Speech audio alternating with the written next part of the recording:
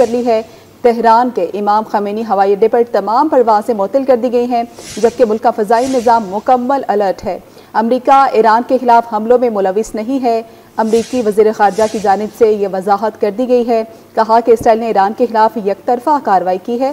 اسرائیل کے مطابق ایران کے خلاف کارروائی اپنے دفاع کے لیے ضروری تھی۔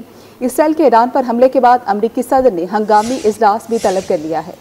بالکل ایسا ہی ہے، اور اپنے ناظرین کو یہ بھی بتاتے چلیں کہ اس سے قبل جس طرح سے جوہری معاہدے کے حوالے سے امریکہ اور ایران میں مذاکرات کا سلسلہ جاری تھا، لیکن گزشتہ روز یہ بھی ڈونلڈ ٹرمپ کی جانب سے بیان سامنے آیا تھا کہ اب یہ مذاکرات کامیاب ہوتے دکھائی نہیں دیتے ہیں، اور اس کے ساتھ ساتھ ایران کی جانب سے یہ بتایا گیا تھا کہ اگر ایران کی خود مختاری پر حملہ ہوتا ہے، ایران پر کسی بھی قسم کے حملے کیے جاتے ہیں، تو پھر ایران بھی پیچھے نہیں رہے گا اور دشمن کا نقصان ایران سے کئی گنا زیادہ ہوگا، اور امریکہ کے اڈوں کو بھی ہم نشانہ بنائیں گے۔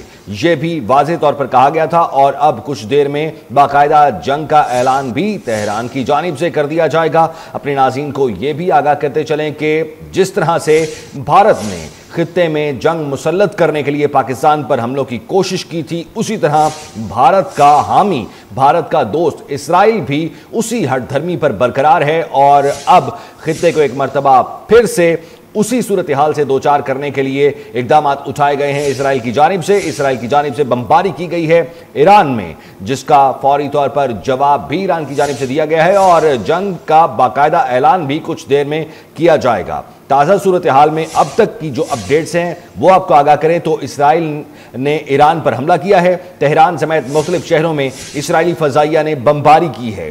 حملوں میں پاسداران انقلاب کے ہیڈ کوارٹرز کو نشانہ بنایا گیا ہے۔ اہم شخصیات کو نشانہ بنانے کی اطلاعات سامنے آ رہی ہیں۔ پاسداران انقلاب کے جنرل حسین سلامی اور جوہری ایجنسی کے سابق ڈائریکٹر فرید عباس شہید ہوئے ہیں۔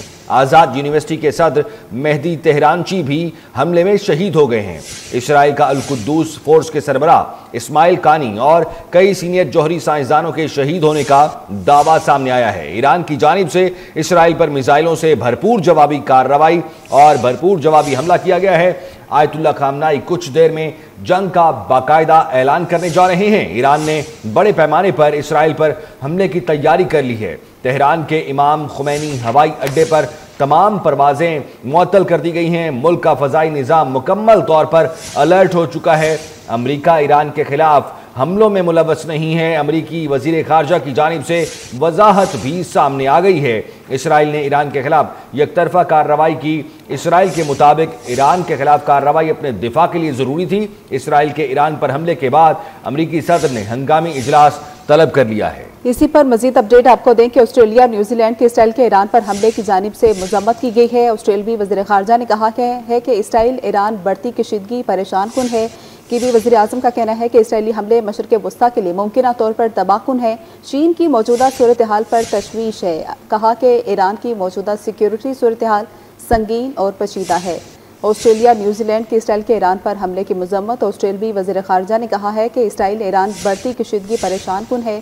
کیوی وزیر اعظم کا کہنا ہے کہ اسرائیلی حملے مشرق وسطیٰ کے لیے ممکنہ طور پر تباہ کن ہیں۔ چین کی موجودہ صورتحال پر تشویش ہے، اور کہا کہ ایران کی موجودہ سیکیورٹی صورتحال سنگین اور پیچیدہ ہے۔ جی ہاں ناظرین، اب دنیا بھر سے مذمتی بیانات آنا شروع ہو گئے ہیں۔ آسٹریلیا اور نیوزی لینڈ کی اسرائیل کے ایران پر حملے کی مذمت۔ آسٹریلوی وزیر خارجہ نے کہا ہے کہ اسرائیل ایران بڑھتی کشیدگی پریشان کن ہے۔ آپ کو اپڈیٹ کر رہے ہیں اہم خبر سے متعلق۔ اسرائیل نے ایران پر حملہ کیا ہے۔ تہران سمیت مختلف شہروں میں اسرائیلی فضائیہ نے بمباری کی ہے۔ حملوں میں پاسداران انقلاب کے ہیڈ کوارٹرز کو نشانہ بنایا گیا ہے، جبکہ امریکہ کی بات کی جائے تو امریکہ کی جانب سے فوری طور پر بیان سامنے آیا ہے، وضاحت سامنے آئی ہے کہ اسرائیل کی جانب سے جو ایران پر حملہ کیا گیا ہے اس میں امریکہ ملوث نہیں ہے اور نہ ہی امریکہ کا اس میں ہاتھ ہے۔ لیکن اس سے قبل اپنے ناظرین کو یہ واضح کرتے چلے کہ جیسے ہی حملوں کی صورتحال سامنے آ رہی تھی اور کشیدگی بڑھ رہی تھی، ایران کی جانب سے یہ واضح طور پر کہا گیا تھا کہ اگر ایران کی خود مختاری پر حملہ ہوتا ہے، اگر ایران پر کسی بھی قسم کا کوئی حملہ کیا جاتا ہے تو ایران دفاع کا حق رکھتا ہے، اور جتنے بھی خطے میں امریکی اڈے ہیں ان کو نشانہ بنایا جائے گا، امریکی چیک پوسٹ کو نشانہ بنایا جائے گا۔ لیکن حملوں کے فوراً بعد امریکہ کی